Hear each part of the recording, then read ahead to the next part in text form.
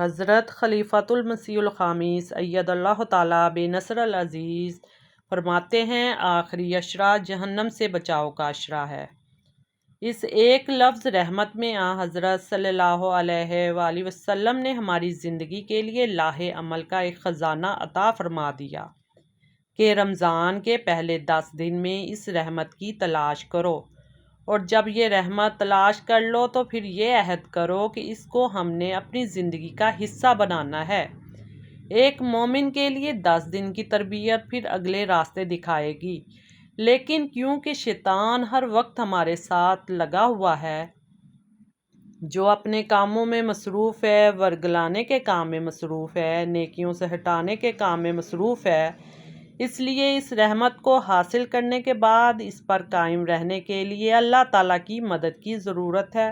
اور یہ مدد حاصل کرنے کے لیے ہم نے کیا طریق اختیار کرنا ہے؟ فرمایا کہ اگلے 10 دن پھر اللہ تعالیٰ کی اس مدد اور طاقت کو تلاش کرو تاکہ تمہارے عمل مستقل عمل بن جائیں، اور وہ طاقت ہے استغفار۔ آپ نے فرمایا کہ دوسرا اشرا مغفرت کا اشرا ہے، جیسا کہ پہلے ذکر ہوا کہ اوزاری کرنے والے کے گناہ بخشتے ہوئے اسے اللہ تعالیٰ اپنی مغفرت کی چادر میں لپیٹ لیتا ہے اور ان پر رحمت اور فضل کرتا ہے۔ لیکن مومن وہ ہے جو اس ستاری اور رحمت کو اپنی زندگی کا حصہ بنائے، جس کا اظہار اس کی عبادتوں سے بھی ہو اور دوسرے اعمال سے بھی ہو، اور مستقل استغفار کرتے ہوئے، اپنے اعمال پر نظر ڈالتے ہوئے۔ اور جب یہ ہوگا تو اللہ تعالیٰ کی مغفرت ہمیں اپنی لپیٹ میں لیتی چلے جائے گی،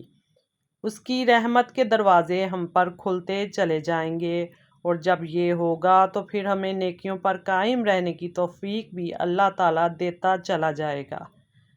حضرت صلی اللہ علیہ وآلہ وسلم نے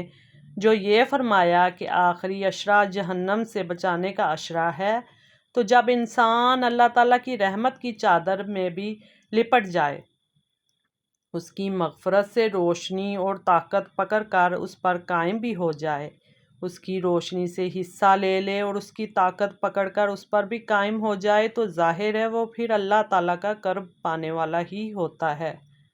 جب انسان خدا تعالیٰ کے لیے نیکیاں بجا لا رہا ہو یا بجا لانے کی کوشش کر رہا ہو، تو اللہ تعالیٰ صرف اتنا نہیں فرماتا کہ اچھا میں تمہیں جہنم میں نہیں ڈالوں گا، جہنم سے تم بچ گئے، لیکن جہنم سے بچانے کا اشرا فرما کر آپ صلی اللہ علیہ وآلہ وسلم نے اصل میں ہمیں یہ بھی فرمایا کہ اللہ تعالیٰ ایسے عمل کرنے والوں سے راضی ہو کر اپنی جنت کی خوشخبری دیتا ہے۔ اگر مستقل اس کی مغفرت طلب کرتے رہو گے، استغفار کرتے رہو گے، نیکیوں پر دوام حاصل کرنے کے لیے، ان پر قائم رہنے کے لیے مستقل اللہ تعالیٰ کا دامن پکڑے رہو گے، تو جہنم کے دروازے صرف رمضان میں ہی نہیں بلکہ ان 30 دنوں کی عبادات اور عہد اور حقوق کی ادائیگی اور توبہ اور استغفار کے مستقل عادت جہنم کے دروازے ہمیشہ کے لیے بند کر دے گی۔